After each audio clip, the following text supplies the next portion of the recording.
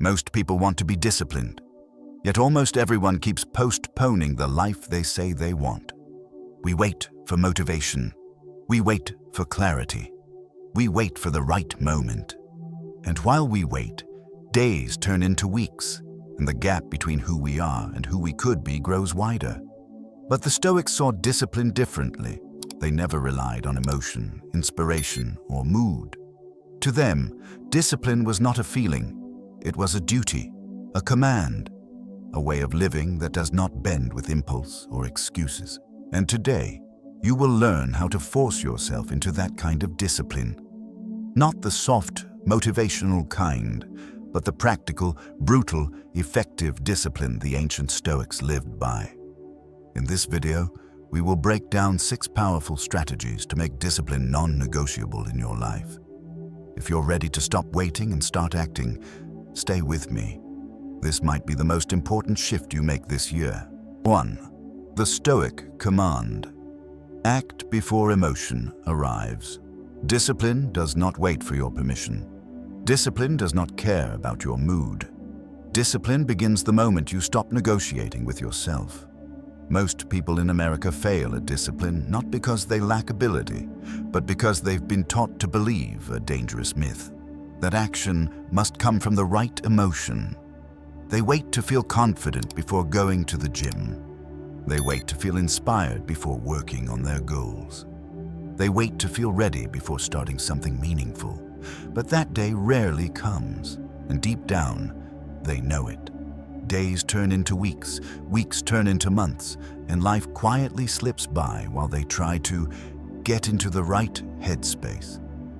A Stoic sees this for what it is, a trap that destroys potential long before life ever does. Your emotions are the most unreliable advisor you have. A Stoic acts, and the emotion catches up later. Marcus Aurelius understood this better than anyone. He didn't wake up every morning feeling like an emperor, a leader, or a warrior. He woke up tired, overwhelmed, irritated, just like any modern man juggling work, family, pressure, and expectations. But instead of negotiating with his feelings, he gave himself a command. You are rising to do the work of a human being. Not because he felt like it, but because it was his duty. That single idea is the heart of Stoic discipline. You act because the action is right, not because the feeling is pleasant. In America, people crumble not under hardship, but under hesitation. The moment discomfort appears, they pause. The moment doubt whispers, they retreat. The moment laziness shows up, they obey it like a master. But hesitation is where discipline dies. It's the invisible moment where a person either becomes stronger or weaker. A Stoic understands that the fastest way to destroy resistance is to move before it grows roots. When you stand up before your doubt forms, you take back control from the part of you that prefers comfort over growth. The more you negotiate with yourself, the more you lose. The more you act immediately, the more unstoppable you become. This is why disciplined people rarely look heroic on the outside. Their power comes from tiny internal victories that nobody sees. They win the moment when the alarm rings. They win the moment before excuses form. They win the moment before fear speaks. These moments look small, but they are brutal battlegrounds inside the mind. Once you start winning them consistently, your identity changes.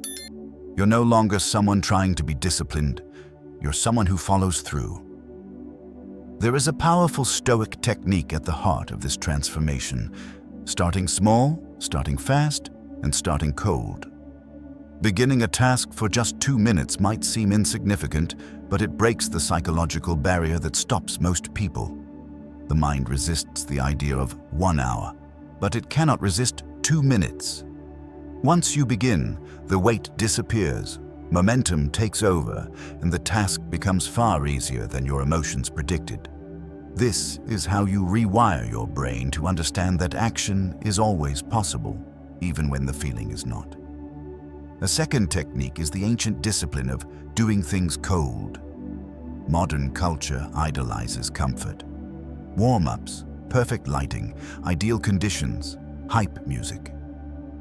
But Stoics trained themselves to do difficult things without emotional preparation. Cold showers, cold beginnings, cold courage.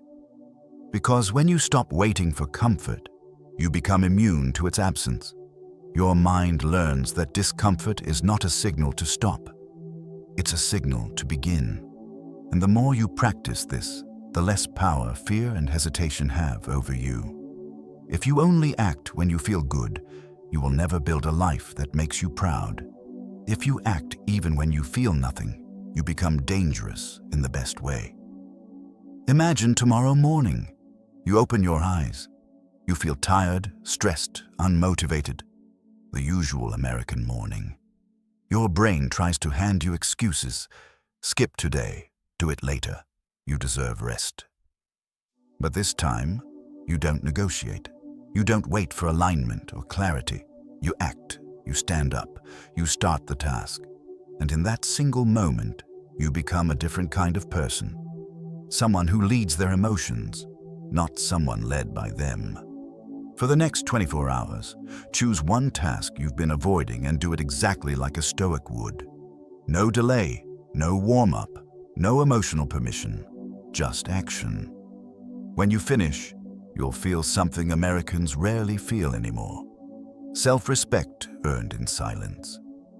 Act before emotion. That is the Stoic command. And it is the beginning of unbreakable discipline. 2. Design a Spartan environment. Remove choices. Remove failure. Your environment is stronger than your willpower. If you stay in the same environment, you will stay the same person. Discipline collapses when your surroundings pull you backward. Most people think discipline is about personal strength. Waking up earlier, being mentally tougher, pushing harder. But the Stoics and modern behavioral science reveal something different. People rise to the level of their environment, not their intentions. If your room is chaotic, your mind becomes chaotic. If your phone is within reach, your focus evaporates. If junk food sits in your kitchen, temptation wins. It's not a moral failure, it's physics. Your surroundings shape your actions long before your thoughts do. The Stoics taught that you must remove the obstacles that weaken the mind before demanding strength from it. This is why designing a Spartan environment is one of the most powerful ways to force discipline into your life. If your environment makes bad decisions easy, you will make bad decisions. If your environment makes discipline the default, you will become disciplined. Epictetus said, "If you slip, look to the place where you fell, not where you wish you had stood." In modern terms, that means, don't blame yourself. Fix the setup that led to the failure. If you fail your morning routine because your phone is the first thing you touch, the problem is not laziness, it's proximity. If you fail your diet because unhealthy food is sitting on your shelf, the problem is not willpower, it's availability. If you fail your evenings because Netflix autoplays the next episode, the problem is not weakness, it's the trap you've built around yourself. Stoicism invites you to redesign life in a way that removes failure before it begins. Spartan environments follow 3 rules. Reduce friction for good habits, increase friction for bad ones, and simplify your choices so discipline becomes automatic. Reducing friction means making the actions you want to do easier to start. Set your workout clothes out the night before. Keep your journal open on your desk. Place your book on your pillow so you must pick it up before you sleep. Increasing friction means placing obstacles in front of things you want to avoid. Uninstall junk apps. Keep the TV remote in another room. Store snacks where you can't see them. These small changes reshape your behavior without wrestling your emotions every day.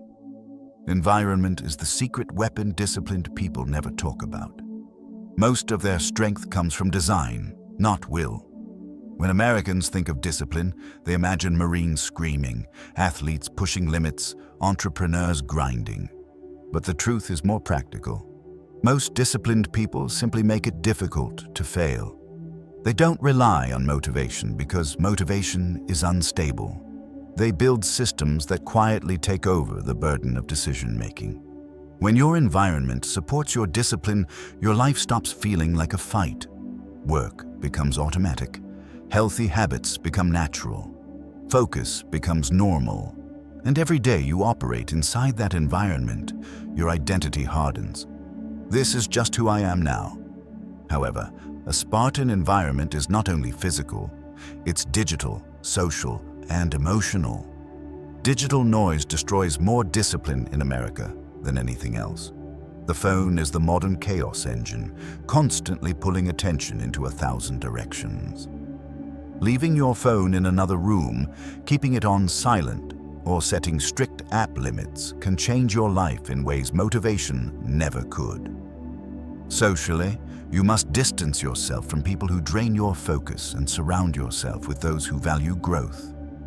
Emotionally, you must remove the internal clutter, self-doubt, guilt, perfectionism, that makes every task heavier than it needs to be. Your environment should reflect the person you want to become, not the person you are trying to escape. Imagine walking into your home at the end of a long day. The counter is clean, the desk is organized. The clothes you need for tomorrow are already laid out. The book you want to read is waiting for you, not buried under clutter. There's no junk food in sight, no distractions begging for attention. You feel lighter, stronger, clearer, because your environment is no longer working against you. It's working with you. It's shaping you into someone who follows through. Now, imagine the opposite. Clutter everywhere, noise everywhere, temptations everywhere. You might have the best intentions in the world, but you are fighting a battle you cannot win. Stoicism never asked you to be superhuman. It asked you to be wise. And wisdom means building a life where discipline becomes easier, not harder. For the next 48 hours, redesign one part of your environment, your desk, your kitchen, your phone, your morning setup. Remove what weakens you, add what strengthens you. You'll feel the difference immediately. Not because life gets easier, but because your environment finally supports the person you want to be. Your environment is your discipline. Design it with intention. Live inside it with purpose. 3. Win micro battles. Discipline is built 10 seconds at a time. Big goals don't break you. Tiny moments do. Discipline isn't won in hours. It's won in seconds. If you can win the next 10 seconds, you can win your entire day. Most people think discipline comes from massive bursts of energy. Long workouts, intense study sessions, heroic levels of motivation. But that is not how real discipline is built. Real discipline is forged in small, invisible micro moments that nobody sees. It's the moment when your alarm rings and you want to stay in bed.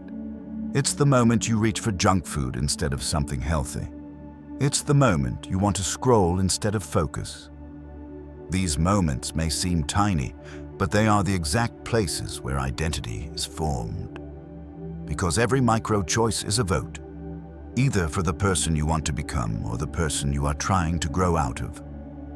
When you lose the small moments, you lose the entire battle. When you win them, momentum becomes unstoppable. Stoicism teaches that the present moment is all you ever truly control.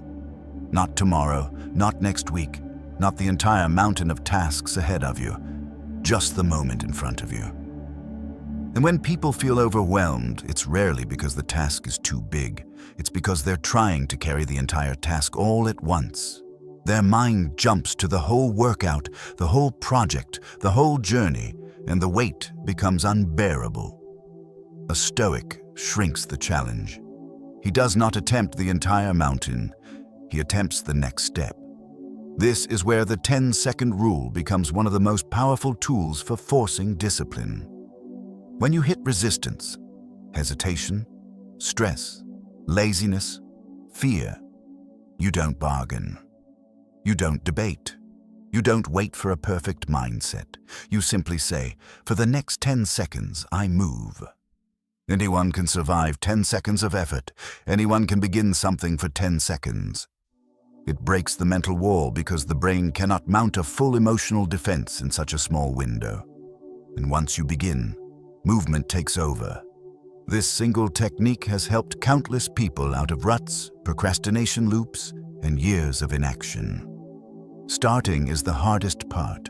If you start, the resistance dies.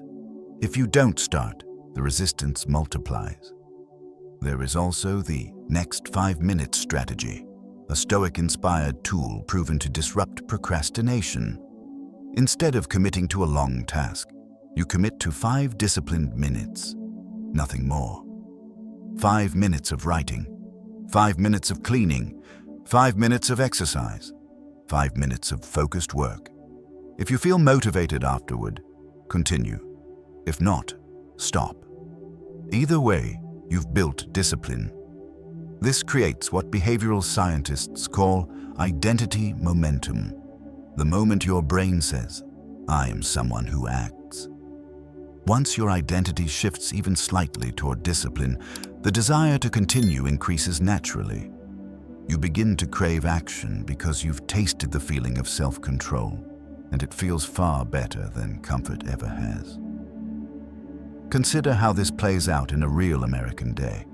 You come home from work, you're tired. You tell yourself you'll work out later, but later never comes. However, if your rule is 5 minutes, you stand up, do a short warm-up, a few push-ups, maybe a light jog. 5 minutes turn into 15. 15 turn into 25, and before you know it, you've completed a workout on a day you would have otherwise surrendered. This doesn't just strengthen your body. It strengthens your belief that you follow through even when you don't feel like it. Discipline is not built on intensity.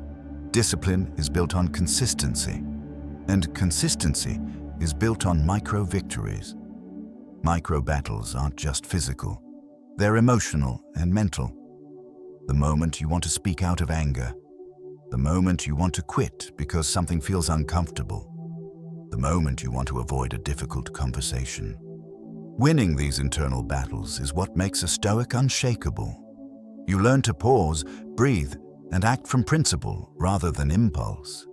Every time you override an emotional reflex, you gain more mastery over your inner world. And mastery of your inner world is the highest form of discipline the Stoics aimed for. Imagine the possibility: if you won just 10 micro-battles a day, your life would transform. 10 moments of choosing discipline over desire. 10 moments of choosing effort over comfort. 10 moments of choosing focus over distraction. Multiply that over weeks, months, years, and you become the version of yourself you once believed was out of reach. Small victories reshape your entire destiny. Win the next 10 seconds, win the next 5 minutes, and you will win the life you've been chasing. 4. Voluntary discomfort. Train your mind to stop fearing difficulty. Comfort is the silent enemy of discipline. The more comfortable you are, the weaker your will becomes. If you fear discomfort, you will fear your own potential. One of the most brutal Stoic truths is that humans suffer more from the fear of discomfort than from discomfort itself. Seneca said, "We suffer more in imagination than in reality," and modern America proves it every day. People quit workouts not because they are impossible, but because they are uncomfortable. They avoid hard conversations not because they are dangerous, but because they create emotional tension. They avoid change not because they lack ability, but because staying the same feels easier. The modern world has made comfort so accessible that most people no longer know how to tolerate even mild difficulty. And that makes discipline almost impossible. Discomfort isn't the problem. Your avoidance of it is. If you run from discomfort, you will run from every goal you have. Stoicism teaches a radically different approach: voluntary discomfort. Instead of avoiding difficult things, you intentionally step into them. You choose to do something hard on purpose. Not because you enjoy suffering, but because it trains your mind to stop panicking when life becomes difficult. When you regularly expose yourself to small, controlled discomforts, You build a kind of psychological armor. Suddenly, challenges don't feel overwhelming. Stress doesn't feel catastrophic. Fear doesn't paralyze you anymore.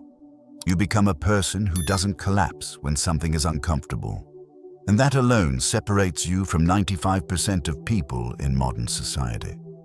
One of the simplest ways to practice voluntary discomfort is through physical rituals that interrupt your comfort pattern. Cold showers are a perfect example. They force you into an uncomfortable state immediately, and the moment your body hits the cold water, your brain screams, "Stop!" But you don't stop. You breathe, you stand, you endure. And within a few seconds, something incredible happens. The fear dissolves. What felt terrifying becomes manageable. What felt unbearable becomes neutral. This teaches your mind a powerful lesson. You can survive discomfort without running from it. If you can handle cold water, you can handle a hard life. Strength doesn't come from avoiding difficulty. It comes from leaning into it. Another practice is doing your hardest task first. Americans love easing into the day, warming up slowly, lowering the difficulty. But this is why people stay stuck. When you start with the hardest thing, you send a clear message to your brain. We do not run from challenges. After that, everything else in your day feels lighter. Difficult tasks no longer carry emotional weight. You've trained your mind to stop reacting with fear and start responding with resolve.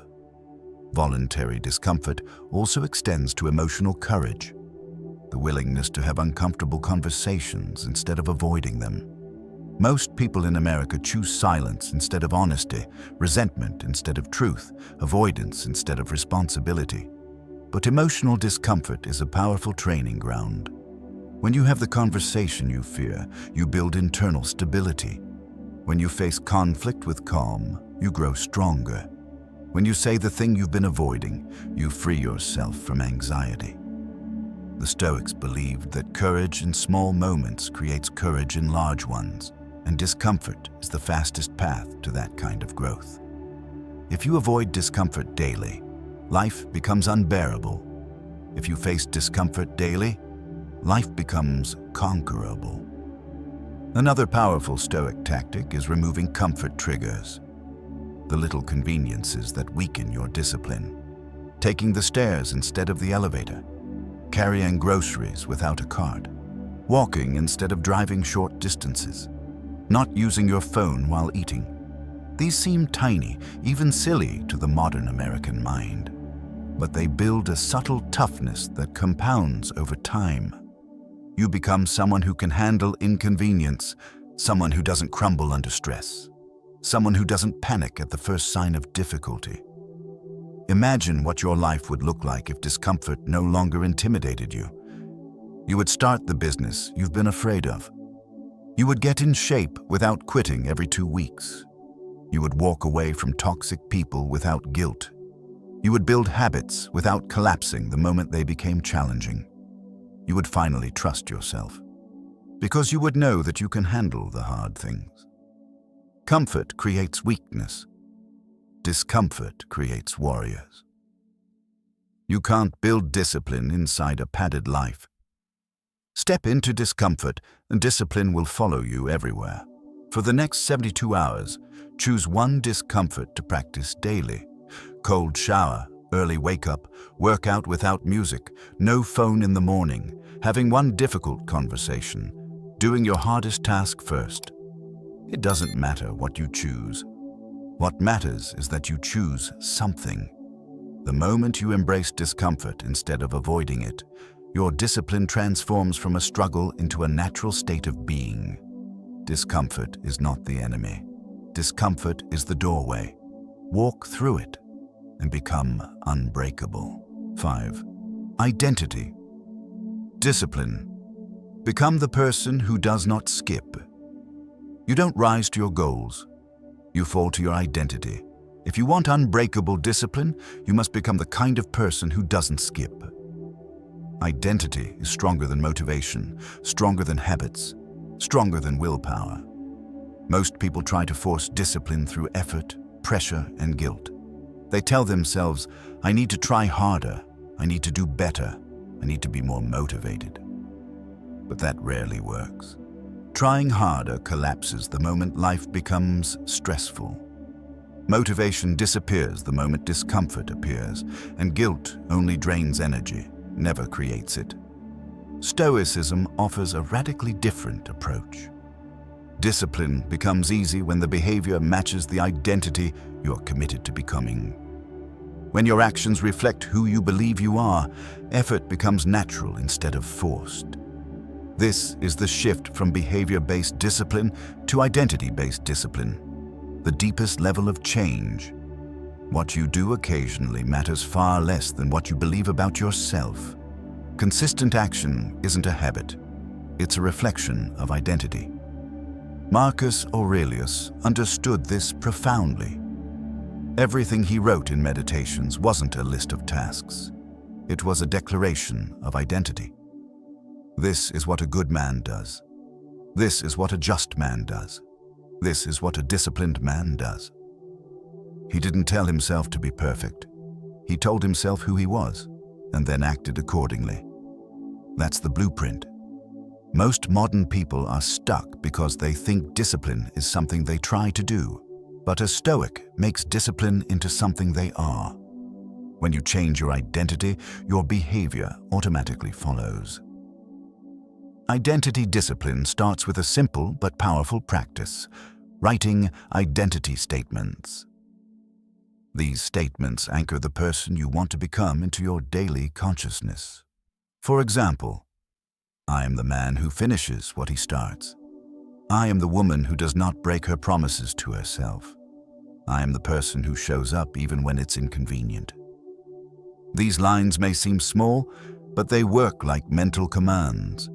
They shift the center of gravity inside your mind, making discipline your default state instead of a constant battle.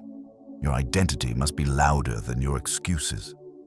If your excuses define you, they will control you. Another part of identity discipline is tracking your consistency, not your perfection. Americans often ruin their own progress because they treat mistakes like failures. One skipped workout becomes a bad week. One bad day becomes a bad month. But identity-driven people don't collapse after mistakes. They return immediately. They understand that identity is built through repetition, not flawless execution. A Stoic doesn't say, I failed. A Stoic says, I resume. This mindset prevents self-sabotage and keeps momentum alive. Every time you return after slipping, you strengthen your identity even more than when you never miss. Identity also comes from choosing what to tolerate and what to reject. When you refuse to tolerate laziness, excuses, or mediocrity from yourself, you rise. When you refuse to negotiate with your weaker impulses, you rise. When you refuse to betray your commitments for temporary comfort, you rise. Who you become is shaped by what you refuse to accept. In a world increasingly built around convenience and instant gratification, becoming the person who consistently chooses the harder thing is a form of rebellion and a form of greatness. You cannot live a disciplined life with an undisciplined identity. Your standards must become your spine. In America today, people are drowning in distractions, endless streaming, constant notifications, dopamine traps, and pressure to take it easy. But identity discipline cuts through all of it. When you decide you are the kind of person who does the work whether or not you feel like it, you become immune to the noise. When you decide you are someone who honors commitments, your mind stops searching for the easy way out. When you decide you are someone who finishes things, your emotions stop controlling your behavior.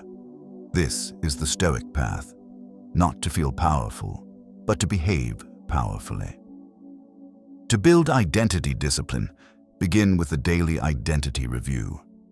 Every night, ask yourself 3 questions. Did I act like the person I want to become? Where did I break character? How will I correct it tomorrow? These questions keep your identity alive in your mind. They prevent you from drifting back into old patterns. They help you build discipline from the inside out, not just through force, but through alignment. Your identity is your ultimate source of strength. If you want to change your life, change who you believe you are. For the next 7 days, choose one identity statement and live by it relentlessly. Say it every morning. Act on it throughout the day. Review it every night. It will feel uncomfortable at first because you're stepping into a higher version of yourself. But discomfort is proof of growth. Each day you honor your identity, discipline becomes less of a struggle and more of a natural expression of who you are. Become the person who doesn't skip. Become the person who follows through. Become the person your future self will thank you for. 6. Steel your mind. Build discipline through cognitive control. Your mind is the battlefield. If you cannot control your thoughts, you cannot control your actions. Discipline begins in the mind long before it shows up in your behavior. Most people think discipline is about forcing the body, waking up early, grinding harder, pushing through pain. But the real fight happens internally. The Stoics understood that the body only obeys the instructions of the mind, and the mind only obeys the beliefs you feed it daily. If your thoughts are chaotic, your life becomes chaotic. If your thoughts are fearful, your actions shrink. If your thoughts are undisciplined, everything else follows the same pattern. Discipline is not just a physical challenge. It is a mental craft. You can't build a strong life with a weak mind. The strongest version of you begins in your thoughts. Cognitive control is the Stoic ability to direct your attention, tame your impulses, and choose your response instead of letting emotions dictate your actions. It is the power to pause before reacting, to interpret situations clearly, and to redirect your focus to what matters. In a world of distraction, outrage, stress, and instant gratification, this skill becomes a superpower. Because when your mind is steady, disciplined behavior becomes natural, not forced, not fragile, not temporary. One of the most powerful Stoic tools is the Stoic pause, a 2-second interruption between stimulus and response. When something triggers you, frustration, boredom, temptation, stress, you pause, you breathe, you regain the steering wheel. In those 2 seconds, you separate emotion from action. Most people skip this step entirely. They feel something and immediately react. This reactive loop destroys discipline because it hands full control to the emotion of the moment. But when you master the Stoic pause, you break this loop and reclaim your agency. A controlled mind creates controlled actions. A reactive mind destroys everything in its path. Another tool is the dichotomy of control, the Stoic framework that separates things you can control from things you can't. Many Americans exhaust their mental energy worrying about outcomes, other people's opinions, timing, circumstances, and uncertainty. When your mind wastes energy on the uncontrollable, you have nothing left for disciplined action.